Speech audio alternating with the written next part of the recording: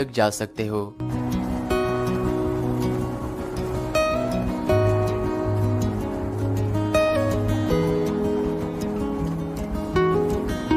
Toy train से उतरने के बाद एलिफेंटा के गुफा तक जाने के लिए आपको लगभग 120 सीढ़ियां चढ़कर ऊपर जाना होता है और रास्ते से जाते वक्त आपको यहाँ के लोकल लोगों के द्वारा बनाए गए हैंडीक्राफ्ट्स, ज्वेलरीज और समंदर के पत्थर से बनाए गए आर्टिफैक्ट्स, पेंटिंग, वुडन वर्क, इस तरह की खूबसूरत मॉन्यूमेंट्स को देखते हुए आप 20 से 30 मिनट में एलिफेंटा के गुफा के पास में पहुंच जाओगे। एलिफेंटा की गुफा में जाने के लिए आपको पर पर्सन 40 रुपीज और यहाँ के लोकल गवर्नमेंट का 5 रुपीज टैक्स देना होता है। एलिफेंटा के गुफा नंबर 1 में प्रवेश करते ही गुफा के प्रवेश द्वार पर आपको ये ध्यान करते हुए महायोगी शिव जी की प्रतिमा नजर आएगी और द्वार के दूसरी तरफ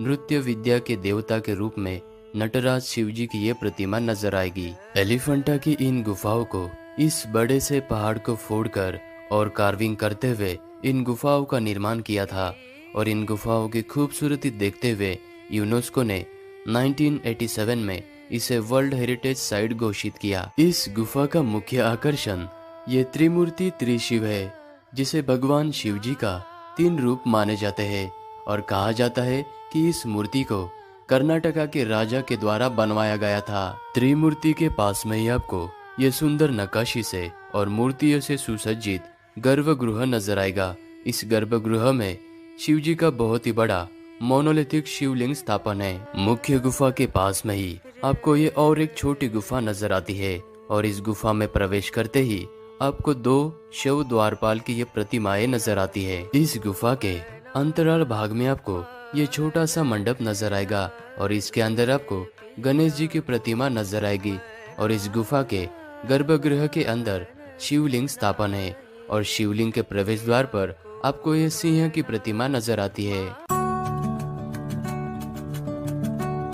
गुफा नंबर 1 से मात्र 5 मिनट चलने के बाद आप गुफा नंबर 3 के पास में पहुंच जाओगे और गुफा के अंदर प्रवेश करते ही इन दीवारों पर आपको राष्ट्रकूट कला का प्रभाव दिखाने वाले खंडित अवस्था में ये द्वारपाल नजर आएंगे और इस गुफा का अंदर का हिस्सा पूरी तरह से डिस्ट्रॉय हो चुका है। एलिफेंटा के इस आइलैंड पर 1400 साल से भी पुरानी टोटल 9 से 10 बौद्ध धर्म और हिंदू धर्म की गुफाएं बनी हुई है और इन गुफाओं में से मात्र 3 गुफाएं देखने लायक है और इन गुफाओं को पोर्तुगीज लोगों के द्वारा पूरी तरह से तोड़कर खंडित किया गया और ये गुफाएं हिंदू धर्म और बौद्ध धर्म को रिप्रेजेंट करती है। और रास्ते से चलते वक्त इन नटखट बंदरों से बचकर रहना, क्योंकि ये टूरिस्ट पर